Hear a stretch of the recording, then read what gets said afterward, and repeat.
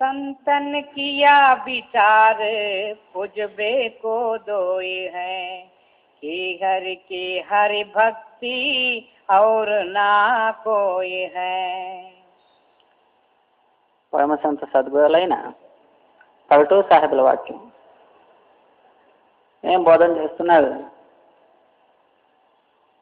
పూజ చేయడానికి కోసం ఆ భగవంతుడు లేక భగవంతుని భక్తులు ఎవరున్నారో వాళ్ళ పూజ చేయవచ్చు. మనం నిజంగా పూజ చేయడానికి ఏదైనా గుడికి వెళతాము, లేక ఏదైనా దేవుణ్ణి కొండలోన అడవిలోన వెతుక్కొని వెళ్తాం. కానీ ఆ పరమాత్ముడు మన అంతరంలో నివాసిస్తున్నాడు. అటువంటి పరమాత్ముని మనం పూజ చేయాలంటే ఎవరు మనకు ఆ పరమాత్మని గుర్తు చెప్పిస్తారో, అటువంటి భక్తులు ఎవరు ఉంటారో వాళ్ళ ద్వారా మనకు పరమాత్మని మార్గం తెలుస్తుంది. అందుకని నువ్వు పూజ భక్తి చేయాలంటే పరమాత్మని భక్తి చేయి, లేక ఆ పరమాత్మని సత్యమైన భక్తులు ఎవరున్నారో వాళ్ళ పూజ వాళ్ళ సేవ చేయం. కానీ పరమాత్మని భక్తి చేయాలంటే నేరంగా చేయడానికి సాధ్యం కాదు. సద్గురువుల ద్వారా లేక సాధు సంతుల ద్వారా ఆ పరమాత్మ ఎక్కడున్నాడు, ఎలా కలుసుకోవాలి, ఈ విషయాలు మనకు తెలుస్తుంది. అందుకని కబీర్ సాహెబులు కూడా ఇదే విషయంలో చెప్తూ, కబీర్ సేవాకో ధోయ బలే ఏక సంత ఇక రామ్ రామజో దాత ముక్తిక సంత జపావే నామ్. నువ్వు సేవ చేయాలంటే లేక పరమాత్మని రాముని సేవ చేయి, లేక సంత మహాత్ముల సేవ చేయి. రాముడు ఆ పరమాత్ముడు నీకు ముక్తి ఇవ్వగలడు. కానీ ఆ ముక్తికి వెళ్ళాలంటే మార్గం ఏమి? సంతుల సేవ చేశారంటే ఆ పరమాత్మలో ఐక్యం అవడానికి కోసం ఏ ఒక నామ మార్గం ఉన్నదో ఆ నామం ఎలా జపించాలి, జపించుతూ ఆ శబ్దంలో ఐక్యమై పరమాత్మలో అందుకోవాలి అనేది సంతులు సద్గురువులు సాధువులే చెప్పగలరు. అందుకని మనం బాగా ఆలోచించి చూడాలి. జడ వస్తువుల పూజ చేయడం వల్ల మనకేం దొరుకుతుంది? ఏ సద్గురువు మనకు మన అంతరంలో ఉన్న చైతన్య పరమాత్మను ఎలా అందుకోవాలి, ఎలా ఐక్యం కావాలి, ఆ విషయాన్ని ఆ నామవాగాన్ని జపిస్తారు. అటువంటి సద్గురువుల సేవ, అటువంటి సద్గురువుల పూజ చేయమని మహాత్ములు మనకు బోధన చేస్తున్నారు. सब देवन के देव बड़े तिह काल में अरे हाँ पलटू और देव को पूज परे जंजाल में. ఆ సద్గురు దేవుడు ఎలా ఉన్నాడంటే సబ దేవునికే దేవుని కంటే దేవుడు. ఇక్కడే కాదు, లోకమే 3 లోకాల్లోనూ కూడా ఆ సద్గురు కంటే మిగిలిన వేరే ఒక్క శక్తి లేదు. మీరు వేరే సేవ వేరే పూజలు చేసుకుంటారంటే ఈ సంసారూపమైన జంజాలం, ఇదే జంజాటంలోనే పడిపోతారు. దీన్ని విడుదల చేయడానికి కోసం సద్గురులు మనకు ఆ ముక్తి మార్గాన్ని చూపెట్టింది. జై हरि जन हरि है एक शब्द के सार में जो चाहे सो करे संत दरबार में. మరి మన మనసులోన సంశయం వస్తుంది. ఆ సద్గురులు కానీ సంతులు కానీ మనలాగే మనుషుల మాదిరిగా ఉన్నారు, వాళ్ళు మనం పూజ చేయడం ఎలా? మనుషుల్ని పూజ చేయడం వల్ల పరమాత్ముడు ఎలా కలుస్తాడో ఇదంతా ఒక అనుమానమే అనిపిస్తుంది. కానీ మహాత్ములు ఆ విషయంలో ఏమీ అనుమానం పెట్టకుండా చెప్తున్నారు. హరి మరి హరిజన్ వీళ్ళిద్దరూ ఒక్కటే అని తెలుసుకో. వీళ్ళలోన ఏ ఒక్క భేదభావాన్ని నువ్వు లెక్క పెట్టకూడదు. హరిక సేవక సోహరి దేహ భేదన జాన మానస దేహ. ఆ పరమాత్ముడు పరమాత్ముని భక్తులు సంత మహాత్ములు వీళ్ళలోన ఏ ఒక్క అంతరము భేదము నువ్వు లెక్క పెట్టకూడదు. వీళ్ళిద్దరూ ఒకే రూపమని తెలుసుకో. ఆ సంతులే వేరు పరమాత్ముడే వేరు అని తెలుసుకున్న వాళ్ళు మూర్ఖులు. వాళ్ళ నరకానికి వెళతారు. ఆ సంతులే పరమాత్ముడని, సద్గురువే పరమాత్ముడని నమ్మి విశ్వాసంతో ఆ సేవ సద్గురు సాన్నిధ్యంలో ఉండడం, మరి ఆ భజన చేయడము, ఇటువంటి పూరా విశ్వాసం ఉంటేనే మనకు అంతరంలోన మూసిపోయిన ద్రోవ మరి మనకు కనిపించడం అప్పుడే. పరమాత్ముడే వేరే సద్గురు వేరే అని తెలుసుకున్న వాళ్ళకి వాళ్ళు ఇక్కడే ఏమి ఈ ద్వైతంలోనే పడిపోయి మరి దీని నుంచి విడుదల కాలేకపోతారు. గురునానక్ సాహెబ్లు ఏమంటారు, జీవ్ జల తరంగ ఊటే బహుబాతి ఫిర్ సలలే సలల సమాయిదా. సద్గురువులు మరియు పరమాత్మ సంబంధం ఎలా ఉంటుంది?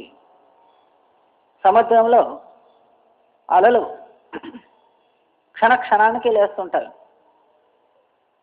మరి అక్కడ వెళ్ళి ఎక్కడ కలిసిపోతావి? అదే సముద్రంలోనే. వచ్చేవేట నుంచి సముద్రం నుంచి. మరి ఎక్కడ అవి వెళ్తావి? సముద్రంలోనే. అలాగే సంతులు సద్గురువులు పరమాత్మ నుంచి వచ్చి పరమాత్మని రూపమే అని జీవుల ఉపకారం కోసం ఉద్ధారణ కోసం రావడము, వాళ్ళ కర్తవ్యం వాళ్ళు చేయడము, మళ్ళీ ఆ పరమాత్మల ఐక్యం అవడం. ఇది సంతుల ఒక సిద్ధాంతం. అది सूरत मिलावे नाम एक ही बात में, अरे हाँ पलटू लाल मेहंदी बीच छिपे हैं पात में. ఎవరు ఆ సద్గురుల సేవ ప్రేమతో నిష్కామభావంతో చేశారంటే వాళ్ళకు క్షణమాత్రంలో ఆ నామోపదేశం ఇచ్చి నామ మార్గంలో తీసుకువెళ్ళి ఆ పరమాత్మలో ఐక్యం చేస్తారు. దీనిలో ఏ ఒక్క సంశయం ఉండకూడదు. ఒక మేందీ చెట్లని ఉంటాయి, ఆకు పచ్చగా ఉంటుంది, కానీ దాన్ని రుబ్బితే ఎవరో వనితో మనకు రంగులు వస్తుంది. కానీ చూడ్డానికి పచ్చగా ఉందేమో అని కనిపిస్తుంది, దానిలోన ఎర్రని రంగు దాచి ఉంటుంది. అలాగే సద్గురుల మనం చూడడానికి మనుషుల మధ్య ఉండినా కానీ వాళ్ళలోన ఆ చైతన్య శక్తి పరమాత్మ శక్తి జాగ్రత్త రూపంగా ఉంటుంది. जो तू चाहे नाम बैठ सत्संग में, संत मिला जो होई केहू के रंग में. కానీ ఇప్పుడు ఎంతో మందికి ఇంకొక పెద్ద సందేహం వస్తుంది. సంతులంటే సద్గురువులంటే ఏ రూపంలో ఉండాలి? తెల్లగా ఉండాలా, నల్లగా ఉండాలా, మన జాతి వాళ్ళు కావాలా, గడ్డం పెంచుకో ఉండాలా, తల్లోని ఎంటికలు ఉండాలా, వాళ్ళ గుర్తేమి? చాలా మందికి ఇది ఒక పెద్ద అనుమానాలు. పల్టూ సాహెబులు చెప్తారు, సంతులు ఏ విధంగా ఉన్నాయి, ఏ ఒక్క రూపమైనా ఉన్నాయి, మీరు బయట వేషాడంబరానికి మారిపోవద్దండి. వాళ్ళలోన ఆ శబ్ద మార్గం ఉందా, ఇదొక్కటే చూడండి. ఎవరు శబ్ద భేదము శబ్ద రహస్యం తెలుసుకున్నారు వాళ్ళని మీరు సంతులని భావించండి. వాళ్ళ నుంచి మీరు ఉపదేశం తీసుకొని క్షణమాత్రంలోన ఆ సద్గురువులు మీకు ఆ నామమార్గంలో ఐక్యం చేయగలరు. కానీ పైన వేషాడంబరాలు చూశారంటే మోసపోవచ్చు. అదే जो तू चाहे नाम बैठ सत्संग में, संत मिला जो होए केहू के रंग में. మీరు ఆ సంతుల సత్సంగంలో వెళ్ళండి. సత్సంగ వాక్యాలని పోయే నుంచి వినండి. ఎందుకంటే మనం సత్సంగం వెళుతూ మన అంతరంలో ఉన్న అజ్ఞానము అంధకారము తొలగిపోతుంది. బిన సత్సంగ వివేకన హోయి రామ కృపాభిన సులభన సోయి. తులసీదాస్ ఏమంటారు, మనకు ఆ ఒక వివేకం బుద్ధి రావాలంటే సత్సంగం విన్నప్పుడే. కొంతమంది ఏమనుకుంటాం, నేను ఎన్నో సత్సంగాలు విన్నానులే ఇంకా వినే అక్కర్లేదు అనుకుంటాం. ఎన్ని సత్సంగాలు విన్నా తక్కువే అనుకోవాలి. ఏ సమయానికి ఏ ఒక్క జాగ్రత్త వాక్యం వస్తుందో చెప్పడానికి కాదు. అందుకని ప్రతిరోజు తప్పక సత్సంగానికి వెళ్ళాలి. సత్సంగ వాక్యాలు ప్రేమతో వినాలి. వింటూ ఆ నామరూపమైన అభ్యాసం చేయాలి. జీ उनसे सब कछ होए फले में फूल है, अरे हाँ पलटू हर जन हर में रहे बास जो फूल है.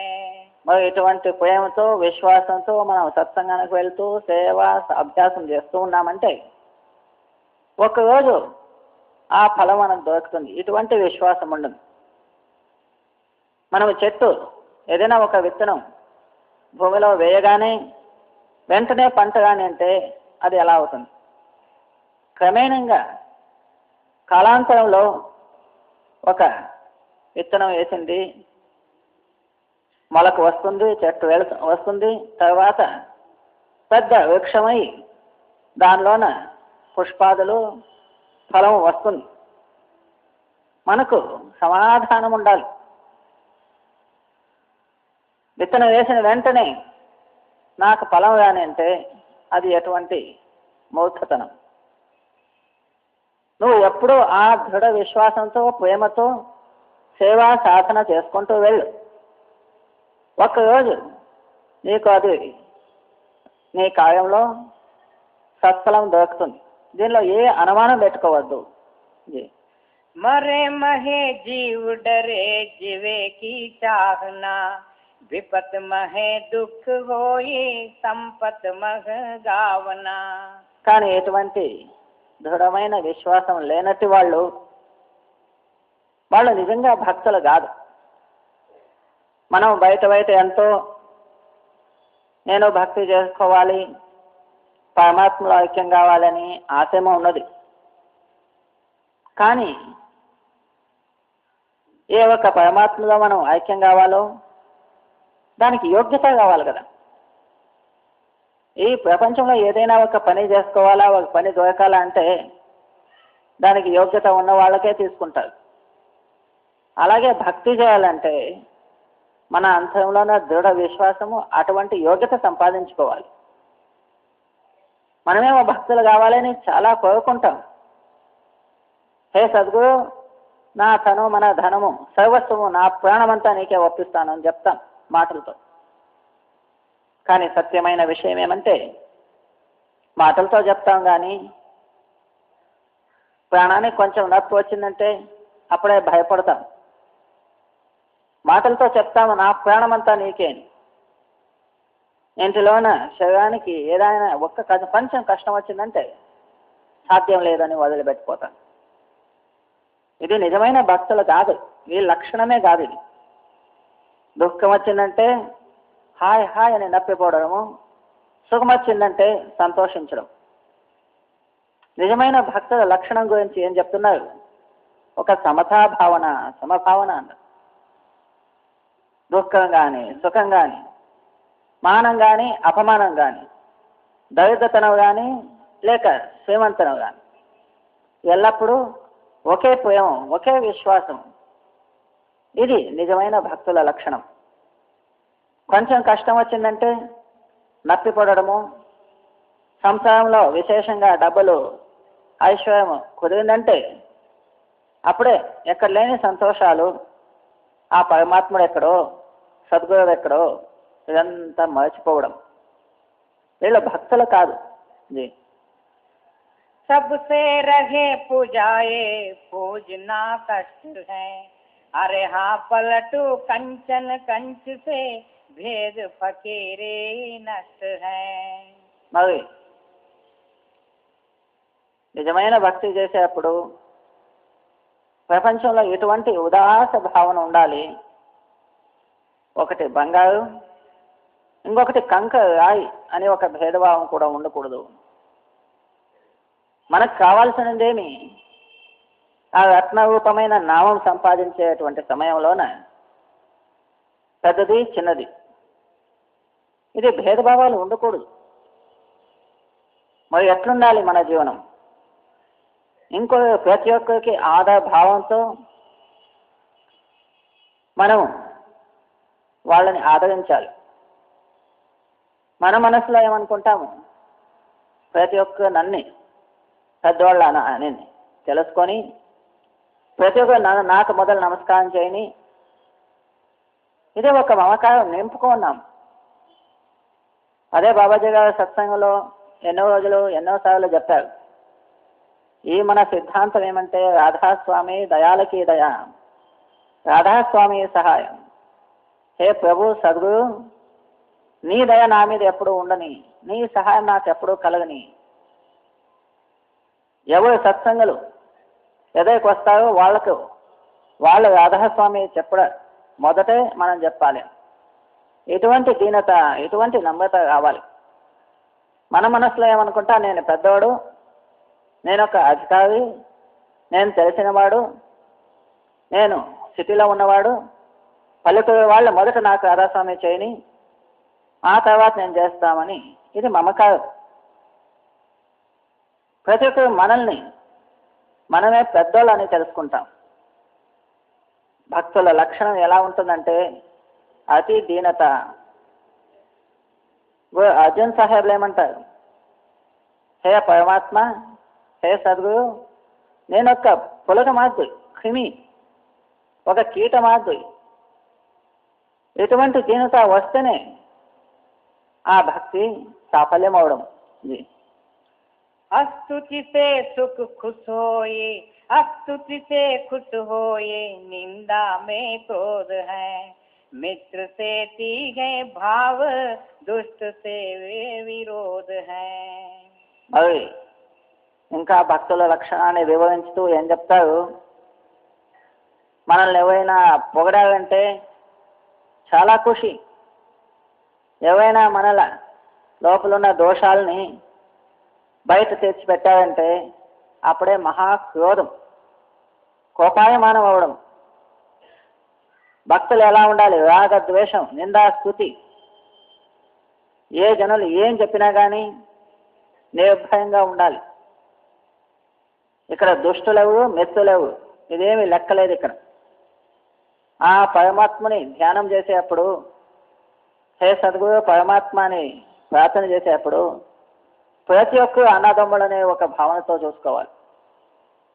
బురా దేకన మైచలా బురాన మెలియా కోయ్, జో దిల్ ఖోజా ఆపన ముజసా బురాన కోయ్ అన్నారు.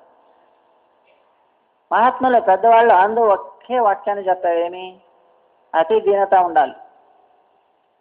నేను చెడ్డవాళ్ళని వెతుక్కొని వెళ్ళాను, చెడ్డవాళ్ళు ఎక్కడా దొరకలేదు.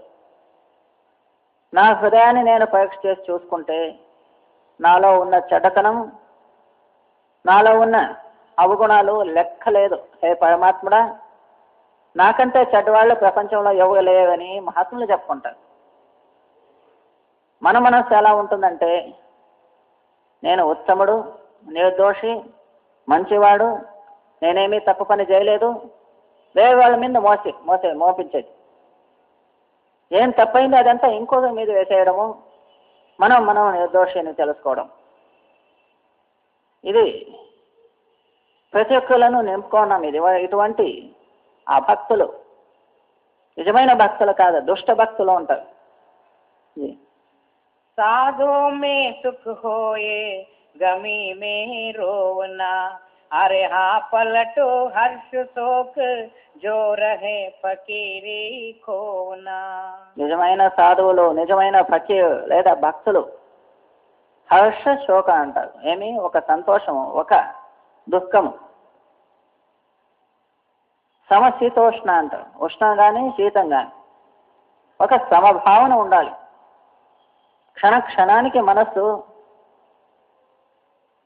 ఉబ్బుతుంది, ఇంకో క్షణంలోనే కుగ్గిపోతుంది.